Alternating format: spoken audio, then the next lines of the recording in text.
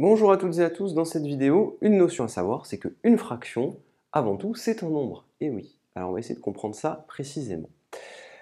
Un quart. Vous imaginez que vous possédez 1 euro, d'accord, et vous voulez le partager en 4. Alors, il va falloir utiliser des centimes. Donc si vous avez 1 euro, eh bien, il va falloir donner 25 centimes d'euros à chacun, donc c'est-à-dire 0,25 euros. Et oui, si vous voulez partager en 4, il va falloir donner 0,25 euros à chacun. Donc vous le savez, hein, 0,25 plus 0,25 plus encore 0,25, eh bien 25 centimes plus 25 centimes plus 25 centimes plus 25 centimes, à la fin ça vous fait 1 euro. Si on veut travailler avec des euros, on écrira 0,25 euros. Donc un quart, ici, un quart, en réalité, il faut comprendre que cette barre-là, elle signifie le symbole divisé 1 divisé par 4. Et 1 divisé par 4, ça fait 0,25. Donc un quart, on peut le hachurer ici pour se le représenter, sous réserve que tout cela fasse 1. Et donc là, on a un quart qui est hachuré.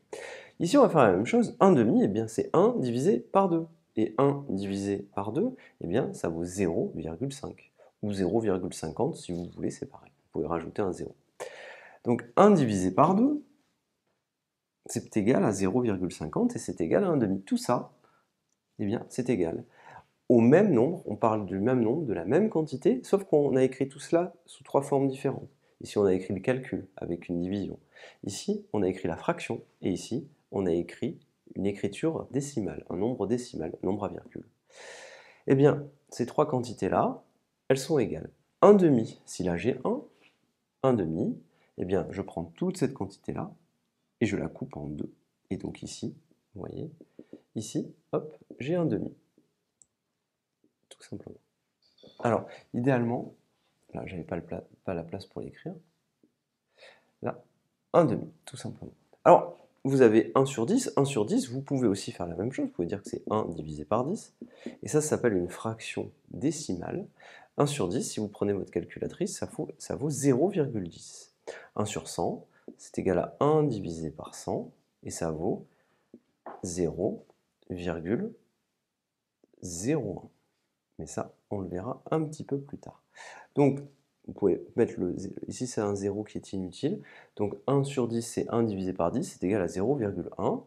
1 sur 100, c'est 1 divisé par 100, c'est égal à 0,01. Alors, petite remarque, on fait 1 divisé par 10, on a un 0 ici. On fait 1 divisé par 100, on a 2 zéros ici. Alors, 1 tiers, eh bien c'est pareil que 1 divisé par 3, mais alors là on a un problème. C'est que 1, vous ne pouvez pas le couper en 3 morceaux égaux, parce qu'en réalité ça va nous donner 0,333 à l'infini, avec des 3 à l'infini comme ceci. Et donc, vous voyez que c'est quand même pas aisé d'écrire ceci. Et donc on préférera écrire cette écriture qui est une écriture condensée. Cette fraction-là, elle est quand même bien utile, parce qu'au final, plutôt que d'écrire ça avec des 3 à l'infini, eh bien on préférera écrire ça. 10 sur 2, eh bien c'est 10 divisé par 2, et 10 divisé par 2, c'est très simple. Si vous avez 10 euros, vous partagez en deux, ça fait 5 euros chacun.